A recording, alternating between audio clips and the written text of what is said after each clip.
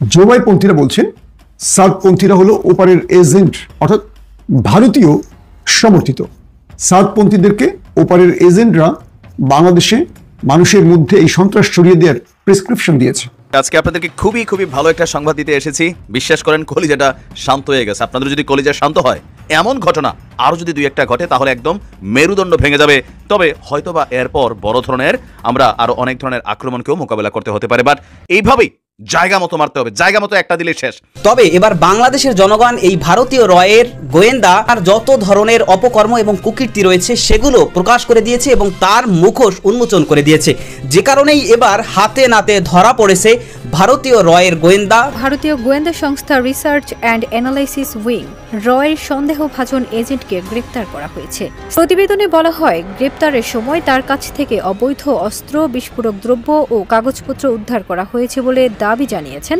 ভারতীয় কুলাঙ্গার সাদ তাবলিগ জামাতের উপরে কিভাবে হামলা করেছে, সাদের নেতৃত্বে এবং নরেন্দ্র মোদী, শেখ হাসিনার যৌথ পরিকল্পনায় যুগান্তকারী কিছু সিদ্ধান্ত আসছে। সত্যি উন্নত বাংলাদেশের সাইন, বৈষম্য মুক্ত বাংলাদেশের সাইন, যেটা ইউরোপ আমেরিকায় হয়। এই বাংলাদেশটা কেমন বাংলাদেশ ছিল? নোংরা একটা বাংলাদেশে। নতুন বাংলাদেশে নেমো খারাম এই শব্দটা বিএনপির জন্য খুবই ভালোভাবে প্রযোজ্য। শামা উবায়েদ একজন গুপ্তচর, আওয়ামী লীগের গুপ্তচর। শামা উবায়েদ বিএনপির সকল তথ্য স্বৈরাচার হাসিনার কাছে পাচার করেন, কন্টিনিউ তার সাথে যোগাযোগ আছে। তিনি রয়ের এজেন্ট, ভারতের গোয়েন্দা সংস্থার সাথে তিনি যোগাযোগ মেইনটেইন করে চলেন। তবে একটা কথা স্পষ্ট করে বলে রাখি, এই বিডিআর সেনা হত্যার তদন্ত কমিটিতে এই উপদেষ্টা সরকারের পক্ষ থেকে কোনো তদন্ত সদস্যকে গ্রহণ করা হবে না। এই তদন্ত কমিটির প্রধান বানাতে হবে আমাদের সকলের শ্রদ্ধেয় ব্রিগেডিয়ার জেনারেল হাসান নাসির স্যারকে। দর্শক, ভিডিওটি কোনো ধরনের টানাটানি না করে সম্পূর্ণ দেখবেন। ইতিমধ্যে আপনারা বুঝে গেছেন আজকের এই ভিডিওটি কী নিয়ে। ভিডিওর শিরোনামে ইতিমধ্যে এই ভিডিওর কিছু ইঙ্গিত দিয়ে দেওয়া হয়েছে।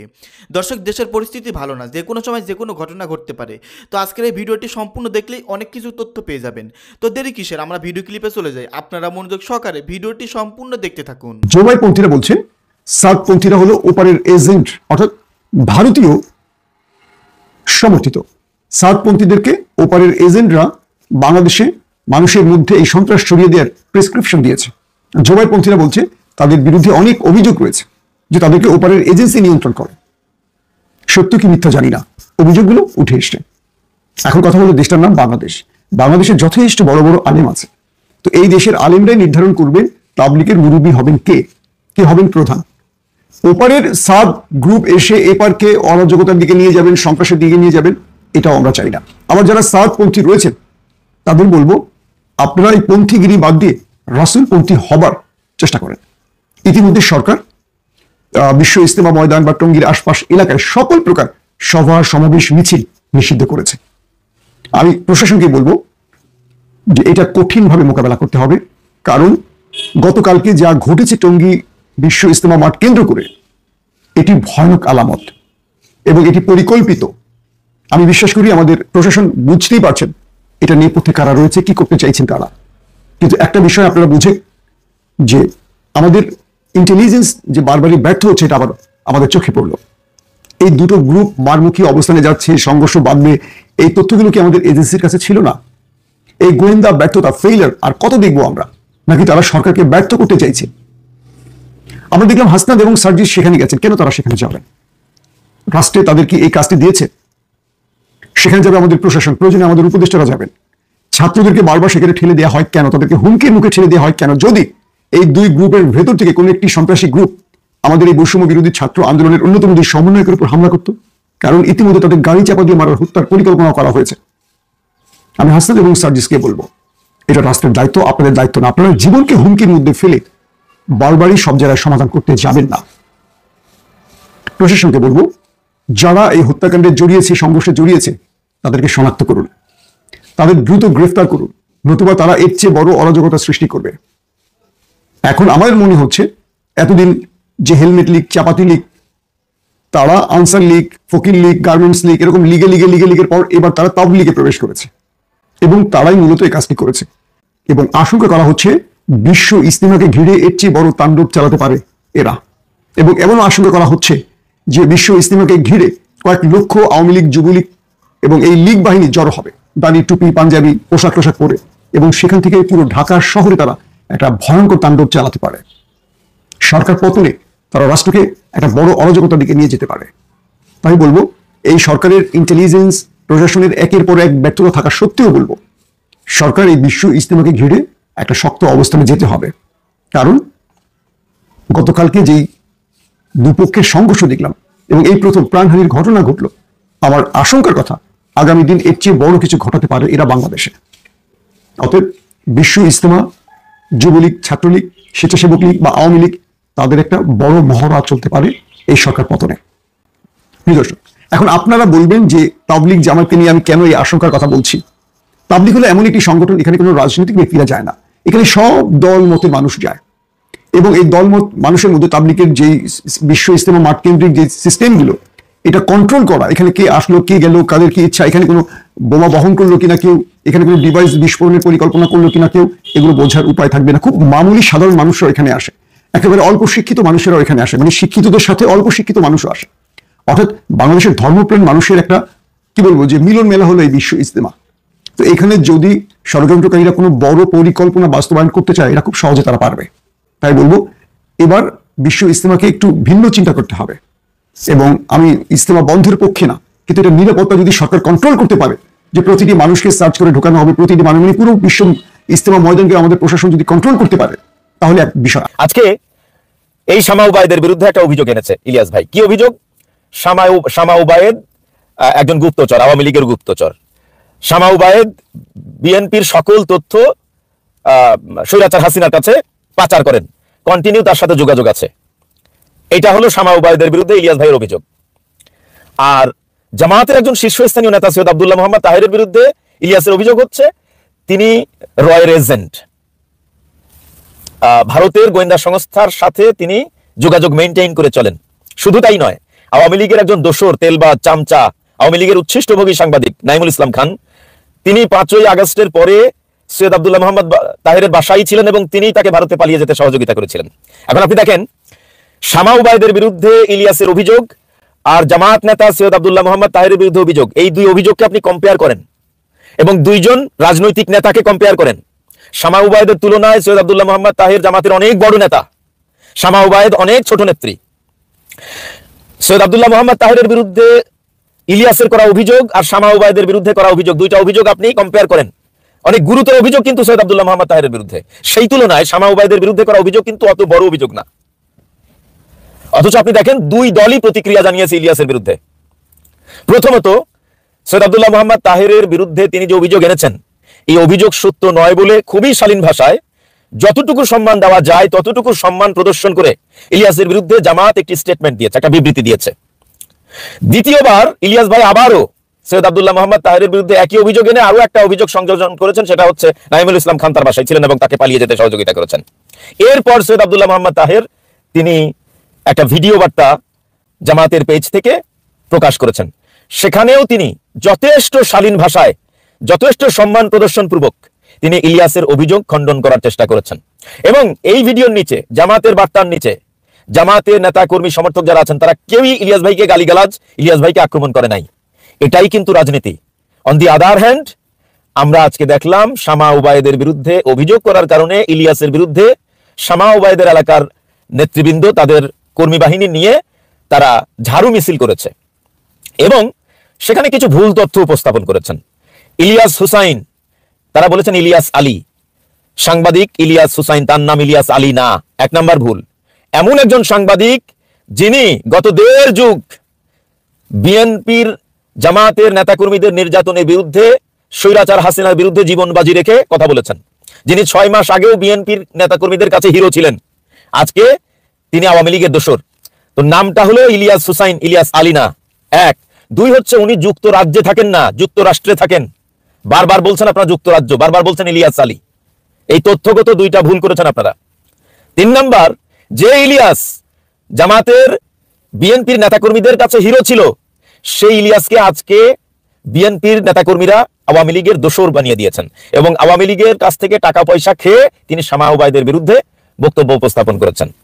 এটা রাজনীতি না, খুবই দুর্ভাগ্যজনক। আপনারাও, আমি বলছি না যে ইলিয়াস ভাই যে তথ্যটি বলেছেন সেই তথ্যটি সঠিক আমি বলছি না। যদি আপনাদের চোখে তথ্যটি মিথ্যা হয়ে থাকে তাহলে আপনারা জামায়াতের মতো একটা স্টেটমেন্ট দিতেন, জামায়াতের মতো একটা প্রতিবাদ লিপি পত্রিকায় প্রকাশ করতেন, একটা বিবৃতি দিতেন, বা শামা উবায়েদ নিজেই সৈয়দ আব্দুল্লাহ মোহাম্মদ তাহেরের মতো শালীন ভাষায় ইলিয়াস ভাইকে সম্মান প্রদর্শন পূর্বক একটা বার্তা উপস্থাপন করতেন। সেটাই কি ভালো হতো না? আমি বুঝি না, বিএনপির নেতা তারেক রহমান কি বিএনপিকে নেতৃত্ব দিতে ব্যর্থ? বিএনপির নেতা তারেক রহমান কি বিএনপির নেতৃবৃন্দকে কোনোভাবেই নিয়ন্ত্রণ করতে পারছেন না? আপনারা ভাবছেন মানে তারেক রহমান কতটা অসহায়, তার আগে লাস্টের যে ভিডিও বার্তায় তিনি বলেছেন যে বিএনপির নেতৃবৃন্দ মনে করেছে যে বিএনপি ক্ষমতায় চলে গেছে। বিএনপি আদৌ ক্ষমতায় যাবে কিনা আমরা জানি না, কিন্তু আপনারা যা করছেন মনে হচ্ছে যেন আপনারা ক্ষমতা পেয়ে গেছেন। তাতে আমার কাছে মনে হলো যে তারেক রহমান বিএনপির শীর্ষ নেতা হলেও আসলে বিএনপির নেতৃবৃন্দকে তিনি নিয়ন্ত্রণ করতে ব্যর্থ। তার আরেকটা প্রকৃষ্ট উদাহরণ হচ্ছে ইলিয়াসের বিরুদ্ধে ঝাড়ু মিছিল। খুবই দুঃখজনক, খুবই দুঃখজনক। যিনি বিএনপির মুখপাত্র হিসাবে প্রায় এক যুগ সোশ্যাল মিডিয়ায় কথা বলেছেন, জীবন বাজি রেখে কথা বলেছেন, আজও বিএনপির পক্ষেই কথা বলছেন, কিন্তু বিএনপির কিছু কিছু নেতার বিরুদ্ধে তিনি কথাবার্তা বলছেন। সব যে অসত্য তা তো বলবো না। এই যে বিএনপির যে সমস্ত নেতারা আপনার লুটপাটে ব্যস্ত, চাঁদাবাজিতে ব্যস্ত, মামলা বাণিজ্য নিয়ে ব্যস্ত, এগুলো তো সত্য। কই এই বিষয় নিয়ে তো আপনারা কেউ মিছিল করতে আসলেন না যে অমুক নেতাকে বহিষ্কার করা হোক, তমুক নেতাকে বহিষ্কার করা হোক, আমাদের দলের ক্ষতি করতেছে তারা। কই একবারও তো মিছিল বের করলেন না। আপনাদের একজন নেত্রী, ক্ষুদ্র একজন নেত্রী, তার বিরুদ্ধে কথা বলায় আপনারা ঝাড়ু মিছিল করেছেন এমন একজন ব্যক্তির বিরুদ্ধে যিনি আপনাদের কাছে 6 মাস আগেও নায়ক ছিলেন। একটা কথা স্পষ্ট করে বলে রাখি, এই বিডিআর সেনা হত্যার তদন্ত কমিটিতে এই উপদেষ্টা সরকারের পক্ষ থেকে কোনো তদন্ত সদস্যকে গ্রহণ করা হবে না, এবং এই তদন্ত কমিটির প্রধান বানাতে হবে আমাদের সকলের শ্রদ্ধেয় ব্রিগেডিয়ার জেনারেল হাসান নাসির স্যারকে। যেহেতু 57 সেনা অফিসারকে স্বৈরাচারী শেখ হাসিনা এবং ভারত হত্যা করেছে, তাই প্রথম দাবিদার সেনাবাহিনীর সদস্যরা, বিশেষ করে যেই সকল 57 জন সেনা শহীদ হয়েছেন তাদের পরিবারের এবং তাদের অন্যান্য ঘনিষ্ঠ সেনা বন্ধুবান্ধব যারা আছে, তাদের থেকে আগে সুপারিশ গ্রহণ করা হবে কাদেরকে এই তদন্ত কমিটিতে নেওয়া যেতে পারে। আমরা চাই না আসিফ নজরুলের মতো ভারতীয় দালাল এই তদন্ত কমিটির সদস্য নির্ধারণ করুক, এই তদন্তকে আবার হাসিনার পক্ষে, ভারতের পক্ষে মোড় ঘোরাতে। জেনারেল ওয়াকারের যদি সৎ হয় বা নীতিবান হয়, সৎ বা নীতিবান এটা যদি হয়, তাহলে জেনারেল ওয়াকার একটা কাজ করতো। কি করতো জানেন? জেনারেল ওয়াকার ক্ষমতা নেওয়ার পরে আয়নাঘর সম্পর্কে একটা ব্রিফিং সে নিজে দিত সাংবাদিকদের সামনে বসে, যে আমি থাকাকালীন এই বিষয়টা জানতাম, আমার চোখের সামনে এগুলো হয়েছে, এগুলো আমার আমার দায়িত্বের বাইরে ছিল, এটা নিয়ে থামানোর মতো কোনো কিছু ছিল না, আমি আর্মির প্রোটোকল এবং কনফিডেন্সিয়ালিটি মেনটেন করেছি, যার জন্য এটা আমি থামাতে পারি। এটা থেকে কংক্রিট একটা আইডিয়া আয়নাঘর সম্পর্কে জেনারেল ওয়াকার দিতে পারতো, কিন্তু জেনারেল ওয়াকার সেটা করে নাই। জেনারেল ওয়াকার কি সেটা এখন করতে পারে? অবশ্যই পারে। জেনারেল ওয়াকার যদি এসে বলে যে আমি আর্মি চিফের দায়িত্ব নেওয়ার পরেও বাংলাদেশ আর্মিকে আদেশ দেওয়া হয়েছিল জনগণের উপরে গুলি করার, 2-4টা জায়গায় ধরনের ইনসিডেন্ট হয়েছে, এটা নিয়ন্ত্রণের বাইরে ছিল, আমি অনুধাবন করেছি যে আমি আমার জনগণের বুকে গুলি ছুড়বো না, এর জন্য আমি আমার পলিসি চেঞ্জ করেছি। এই ধরনের ব্যাখ্যা জেনারেল ওয়াকার দিতে পারতো, কিন্তু সেটা সে করে নাই। আরো একটা কাজ করে নাই জেনারেল ওয়াকার, মুখরোচক আলোচনার জন্য জনসমক্ষে কয়েকটা কথা বলেছে। এই লায়াবিলিটি আলটিমেটলি ওয়াকারের উপরে গিয়েছে। যেমন সে বলেছে, আমার উপরে বিশ্বাস করুন এবং আস্থা রাখুন। Wheezy General Walker is General Walker a public official who can make a promise that I will do, have faith in me? Who are you? তুমি একটা প্রজাতন্ত্রের কর্মচারী ওয়াকার, সাবজেক্ট এটা। তো আপনাকে আমি যে কথাগুলো ওয়াকার করতে পারতো এগুলো সে করে নাই। এখন আরো একটা কথা আপনাদেরকে আমি বলেছি যে জেনারেল ওয়াকারের উপরে আমার অবিশ্বাসের আরো কিছু কারণ ছিল। সেই কারণের ভিতরে একটা ছিল, হাসিনা যখন পালিয়ে গেল তখন কোন প্রকার কারণ ছাড়া হাসিনা চলে যাওয়ার পরে জেনারেল ওয়াকারকে ভারতীয় এক্সটার্নাল মিনিস্টার জয়শঙ্কর তাকে কল করেছে। জয়শঙ্কর তাকে কল করেছিল। কেন জেনারেল ওয়াকারকে কল করবে? জেনারেল ওয়াকারকে তার কল করার দরকারটা কি? সে সেনাপ্রধান, সে কি গভর্নমেন্ট চালায়, সে কি গভর্নমেন্টের নিয়োজিত অথবা গভর্নমেন্টের আদেশপ্রাপ্ত এমন কোন ব্যক্তি সে একটা কান্ট্রিকে রিপ্রেজেন্ট করবে? আর্মির প্রোটোকলে সেনাবাহিনীর প্রধানের কোনো এখতিয়ার নাই বাংলাদেশের ফরেন পলিসি, এক্সটার্নাল পলিসি অথবা নির্বাহী বিভাগের কোনো সিদ্ধান্ত নেওয়া। হুইজি এই কাজটাও জেনারেল ওয়াকার করেছে। এখন জেনারেল ওয়াকার যখন এই কাজগুলো করেছে সে নিজেকে বিতর্কিত করেছে। এখন এই বিতর্কিত করতে গিয়ে আজকের জেনারেল ওয়াকার তার রেপুটেশনের উপরে, অনেক প্রকার কোশ্চেন তৈরি হচ্ছে, তার উপরে মানুষ আস্থা হারাচ্ছে, তার উপরে মানুষ বিশ্বাস রাখতে পারছে না, এবং ওয়াকারও এই বিষয়গুলোকে ক্লিয়ার করছে না। এখন এই ক্লিয়ার না করার জন্য লোকজন একটা জিনিস অ্যাজিউম করেছে, আগে বলা হতো ওয়াকার আওয়ামী লীগের দালাল এবং ভারতের দালাল। কেন? এর আগের হিস্ট্রিতে বলা আছে ওয়াকার বাহিন্ড দ্য সিন দিল্লি গিয়ে লোকজনের সাথে চুক্তি করে এসছে, এবং এটা নিয়ে অনেক রিউমার, অনেক গুজব বাংলাদেশে আছে। এখন এই গুজবগুলো দূর করার জন্য জেনারেল ওয়াকার কি নিজেকে ক্লিন করার মতো কোনো কথাবার্তা পাবলিকলি বলতে পারতেন কিনা?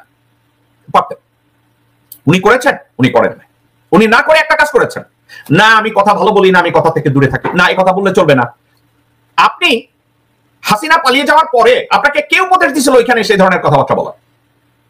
আপনি ওখানে এসে আপনি বলতে পারতেন সেনা প্রধান হিসাবে আমার উপর একটা দায়িত্ব এসছে, চুপ্পু আমাকে এই অর্ডার দিছে, রাষ্ট্রপতি আমাকে এই সাবজেক্টে এটা দিছে, আমি নির্বাহী বিভাগের কেউ না, দেশের রক্ষার্থে, দেশ রক্ষার্থে, সার্বভৌমত্বের রক্ষার্থে, দেশের পরিস্থিতি রক্ষার্থে আমি কিছু কিছু কাজ করব যাতে আমি নির্বাহী বিভাগকে সাহায্য করতে পারি, এবং সাহায্যকারী হিসাবে আমার যা করার আমি তা করব। সম্মানিত দর্শক, আপনারা বিস্তারিত ভিডিওতে দেখতে পারলেন চাঞ্চল্যকর তথ্য। আসলে আমাদের দেশের পরিস্থিতি খুবই ভয়াবহতার দিকে এগোচ্ছে। দর্শক, আজকের এই ভিডিওতে অনেক তথ্য পেয়ে গেলেন বর্তমান দেশের পরিস্থিতি নিয়ে। ভিডিওটি এখানে শেষ করছি। শেষ করার আগে ছোট্ট একটি রিকোয়েস্ট, চ্যানেলে আপনারা নতুন দর্শক হলে অবশ্যই চ্যানেলটাকে সাবস্ক্রাইব করবেন, আর যারা ইতিমধ্যে চ্যানেলটাকে সাবস্ক্রাইব করে ফেলেছেন তাদের সবাইকে অসংখ্য ধন্যবাদ। সকলে ভালো থাকবেন। আল্লাহ হাফেজ।